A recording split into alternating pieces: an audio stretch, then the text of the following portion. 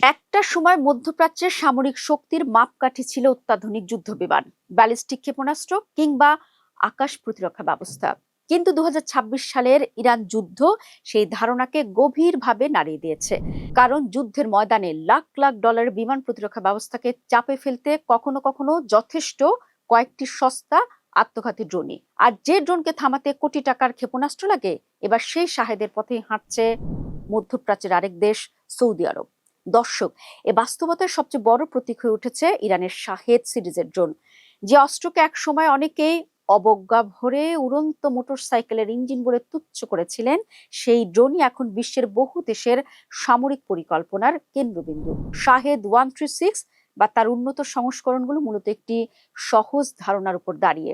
এগুলো খুব বেশি গতিসম্পন্ন নয়, স্টেলথ প্রযুক্তিও নেই, কিন্তু এর সবচেয়ে বড় শক্তি হলো কম দাম, দীর্ঘ পাল্লা এবং গণহারে উৎপাদনের সক্ষমতা। আন্তর্জাতিক সামরিক বিশ্লেষণে একটি শাহেদ ড্রোনের উৎপাদন ব্যয় ধরা হয় 20 থেকে 35,000 ডলার। অথচ এগুলো ভূপাতিত করতে অনেক ক্ষেত্রে ব্যবহৃত হয় লাখ লাখ ডলারের ইন্টারসেপ্টর মিসাইল। ফলে যুদ্ধের অর্থনীতি বদলে গেছে। আগে প্রশ্ন ছিল কোন পক্ষের অস্ত্র বেশি উন্নত, আর এখন প্রশ্ন হচ্ছে কোন পক্ষ দীর্ঘ সময় ধরে ব্যয় বহন করতে পারবে।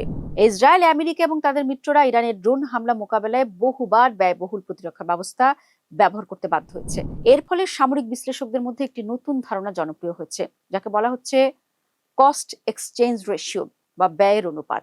অর্থাৎ কয়েক হাজার ডলারের অস্ত্র ঠেকাতে যদি কয়েক লাখ ডলার খরচ হয়, তাহলে দীর্ঘমেয়াদে প্রতিরক্ষাকারী পক্ষই আর্থিকভাবে ক্ষতিগ্রস্ত হতে পারে। আর এখানেই শাহেদের প্রকৃত সাফল্য। মজার বিষয় হলো, শাহেদের কার্যকারিতা শুধু ইরানের প্রতিপক্ষদের উদ্বিগ্ন করেনি, বরং তাদের কাছ থেকেও স্বীকৃতি আদায় করেছে।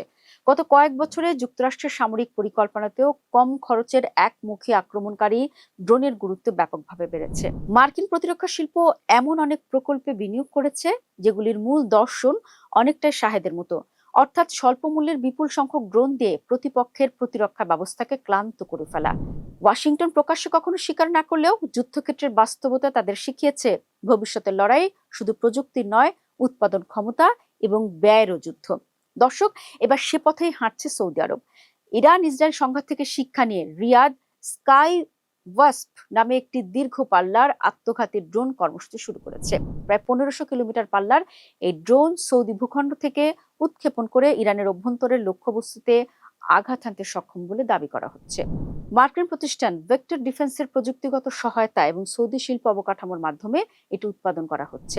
দর্শক, কৌশলগত দিক থেকে এটি অত্যন্ত গুরুত্বপূর্ণ পরিবর্তন, কারণ এতদিন সৌদি আরবের প্রতিরক্ষা দর্শন মূলত পশ্চিমা অস্ত্র আমদানি নির্ভর ছিল।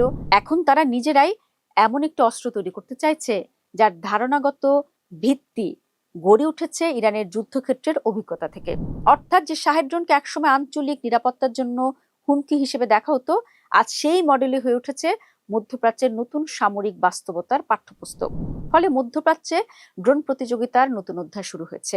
ইরান পথ দেখিয়েছে, আমেরিকা সেই শিক্ষা গ্রহণ করেছে, আর এখন সৌদি আরবও একই কৌশলকে নিজস্ব শিল্প শক্তির সঙ্গে মিলিয়ে ভবিষ্যতের যুদ্ধের জন্য প্রস্তুতি নিচ্ছে।